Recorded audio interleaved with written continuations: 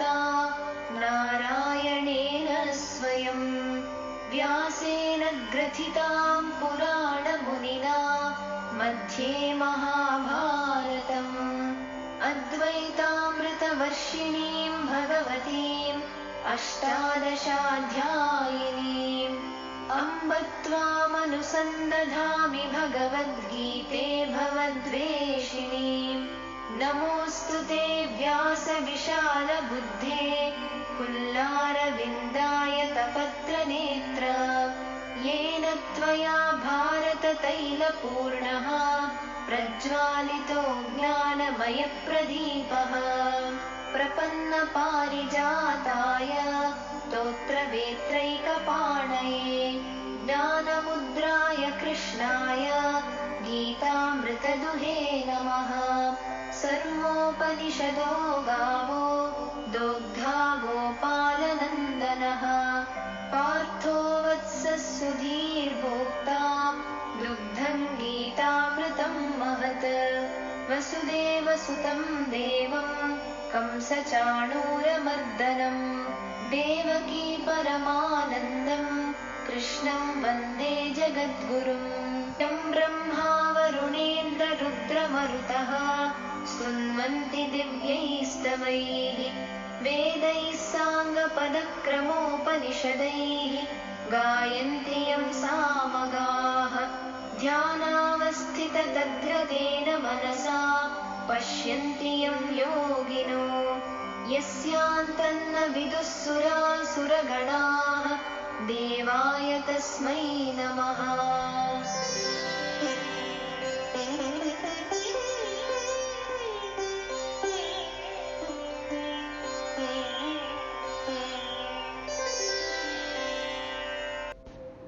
Jai Gurudev. Today I would like to present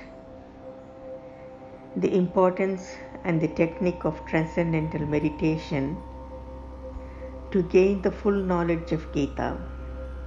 Maharshi has brought out this commentary so that one gains everything in life and one gains the full potential, fulfills all the desires, and also gains the enlightenment.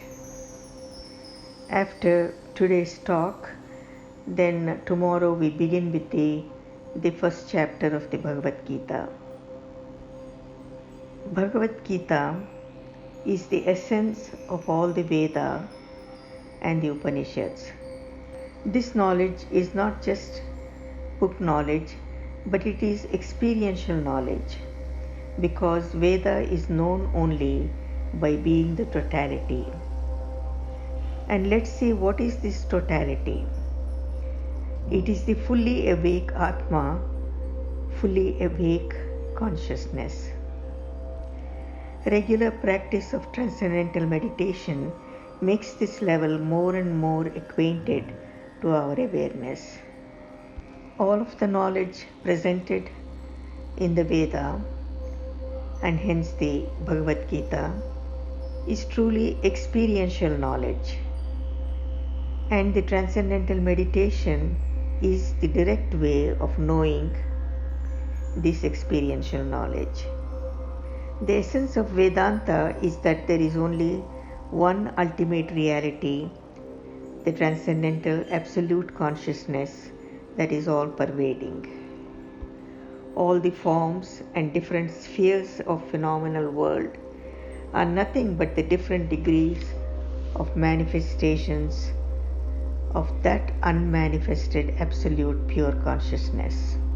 So there is the unmanifested absolute pure consciousness, and all the manifestations in various degrees of diversity all come from this one unmanifested pure consciousness. This is referred to as that which is the being, and that is myself, and that is yourself, and that is all this, the unity in the field of diversity. This is the principle of Vedanta. All is bliss, including myself.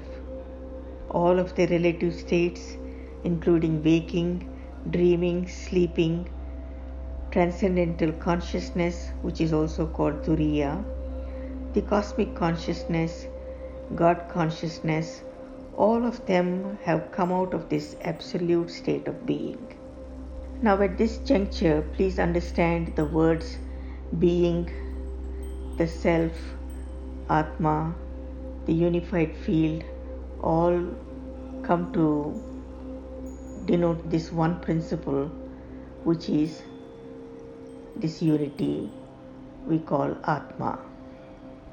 The most important point here is that our evolution depends on this meditation, which gives us the experience of transcendence.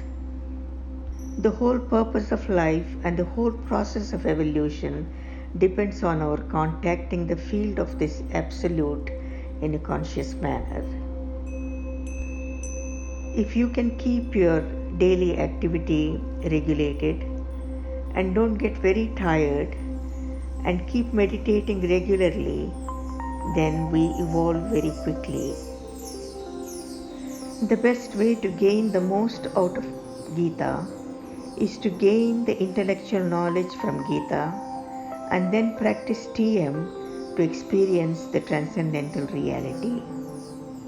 Again, gain the knowledge, the intellectual knowledge from Gita and practice transcendental meditation to experience the transcendental reality. Just mere book reading cannot give all the benefits and the fastest evolution. Maharishi suggests 1/4 of reading and 3/4 of being and knowing through this being. Then you really know the true knowledge which is verified in the experience. And what is this experience? It is the experience of yourself and God, the totality of this Atma or unified field of who you are and who your God is and all of the manifest creation. So in essence, you gain the experiential knowledge of the unity of who you are, the Atma of who you are, and then the diversity of everything that has come from this Atma. This has been my personal experience. I would meditate and read Gita whenever I could. But while I was in Tirumala Hills for about 5 years doing my tapas or my deep sadhana, I must have read Bhagavad Gita many times, perhaps even 60 times. Even then, it was only 1/4 reading and 3/4 was my dhyana samadhi and my other spiritual practices like puja, etc. Gita was the only book I had during that time.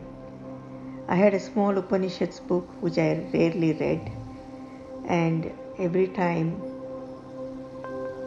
again and again, the only book that I would pick up and read was the Bhagavad Gita, Maharshi's Bhagavad Gita. Looking back,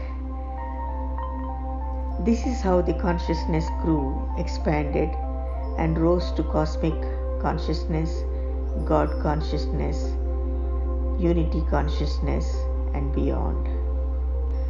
How everything unfolded is really beyond words and beyond my comprehension. The only thing I can say is Gita is so complete in its content and wisdom. It is actually endless. Let's say this is your mind today in the present consciousness. So this mind today absorbed this much knowledge and gained this much wisdom from reading Bhagavad Gita. At another time, your mind goes deeper into it and finds something more. This finding more and more in the meaning of Gita will continue and continue as Gita is endless. This gaining more and more is because of expansion of the consciousness and also the mind. Now we can say that knowledge is structured in consciousness. This whole practice of being, gaining knowledge, thinking, and performing actions in accord with the laws of nature or the dharma is what brings enlightenment and freedom from bondage. If children can be introduced to this knowledge and the practice of TM, in about 8 to 10 years they will have an enormous awakening in the liveliness of the natural law, the dharma. This experience and the awakening is in a sense their own self-referral consciousness. Internally going deep into one's own self, experiencing it and coming out, and then gaining the intellectual knowledge or the book knowledge of the Bhagavad Gita, and be in satsang or having a discussion with the peers, continues to unfold this awakening. Again going in and being the self, and again coming out and talking about it and discussing about it, and this is what brings the expansion and the faster evolution. To this, Maharshi also added yogic flying. This practice of transcendence and experiencing the being and the intellectual knowledge of the Bhagavad Gita is how the total knowledge is gained and how full potential is gained. This will create a new generation who are positive, happy, healthy, and live a long and successful life. Now let us listen to what Maharshi says about TM. It should be noted that the transcendental meditation technique is neither a matter of contemplation nor of concentration. The process of contemplation and concentration both hold the mind on the conscious thinking level, whereas transcendental meditation systematically takes the mind to the source of the thought, the pure field of creative intelligence. The practice of transcendental meditation is simple. There are no prerequisites for beginning the practice other than receiving instructions personally from a qualified teacher. Please take a look at the picture, at the diagram. When a wave of the ocean makes contact with deeper levels of water, it becomes more powerful. Likewise, when the conscious mind expands to embrace the deeper levels of thinking, the thought wave becomes more powerful. The expanded capacity of the conscious mind increases the power of the mind and results in added energy and intelligence. Man, who generally uses only a small portion of the total mind that he possesses, begins to make use of his full mental potential. The technique may be defined as turning the attention inwards towards the subtler levels of thought until the mind transcends the experience of the subtlest state of the thought and arrives at the source of the thought. This expands the conscious mind and at the same time brings it in contact with the creative intelligence that gives rise to every thought. A thought impulse starts from the silent creative center within, just as a bubble starts from the bottom of the sea. As it rises, it becomes larger, arriving at the conscious level of the mind. It becomes large enough to be appreciated as a thought, and from there it develops into speech and then action.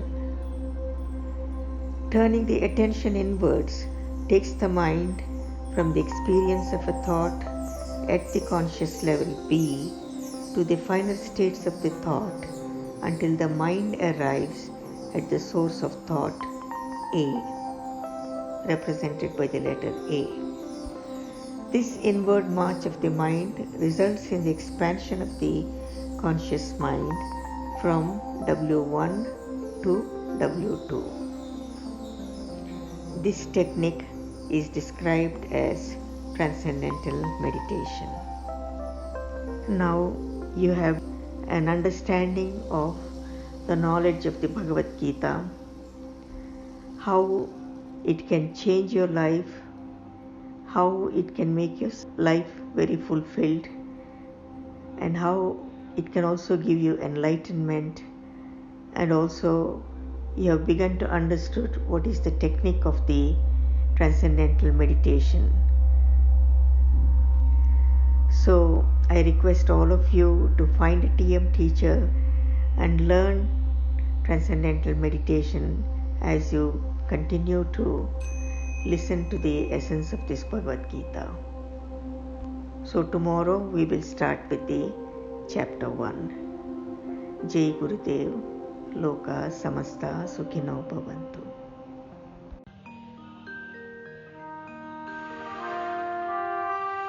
अध्यात्मज्ञानस्य